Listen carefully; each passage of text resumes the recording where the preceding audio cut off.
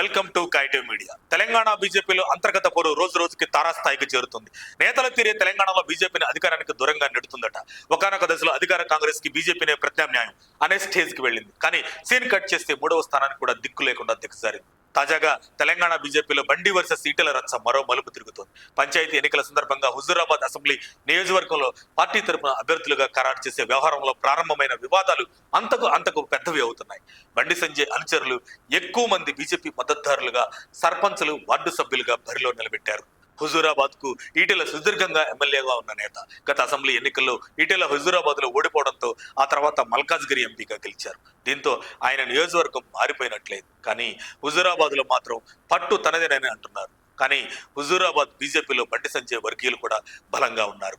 వారే ఈ ఎన్నికల్లో బీజేపీ మద్దతుదారులైన సర్పంచ్ అభ్యర్థులు, వార్డు మెంబర్లుగా బరిలో ఉన్నారు. అయితే తన అనుచరులకు అన్యాయం జరగకూడదని పార్టీలకు అతీతంగా ఎన్నికలు జరుగుతున్నందున తన అనుచరులు కూడా బరిలోకి తిప్పారు ఈటెల. ఈ పోటీలో సర్పంచ్లుగా బండి సంజయ్ మద్దతుదారులు ఎక్కువగా విజయం సాధించారు. ఈ క్రమంలో బండి సంజయ్ పిఆర్ఓగా చెప్పుకుంటున్న ఓ వ్యక్తి ఈటెల రాజేందర్ను కించపరుస్తూ సోషల్ మీడియాలో పోస్టులు పెట్టినట్లుగా ప్రచారం జరిగింది.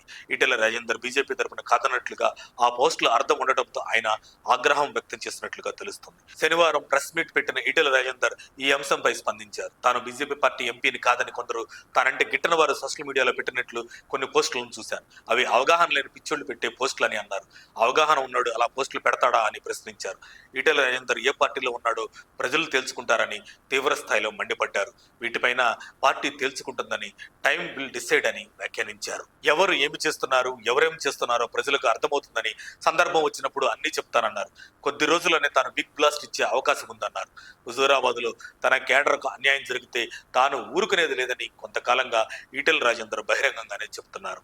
స్థానిక ఎన్నికల్లో తన తరపున వారికి న్యాయం జరగడం లేదన్న భావనలో ఉన్న ఈటెల ఇప్పుడు ఎన్నికలు ముగియడంతో త్వరలో ఈటెల అడుగులు ఎటు పయనించనున్నాయో చర్చకు దారితీసింది. ఇదంతా చూస్తుంటే ఈటెలను బీజేపీ నుంచి పొమ్మనలేక పొగబెడుతున్నారా అనే అనుమానం పలువురిలో వ్యక్తమవుతుంది.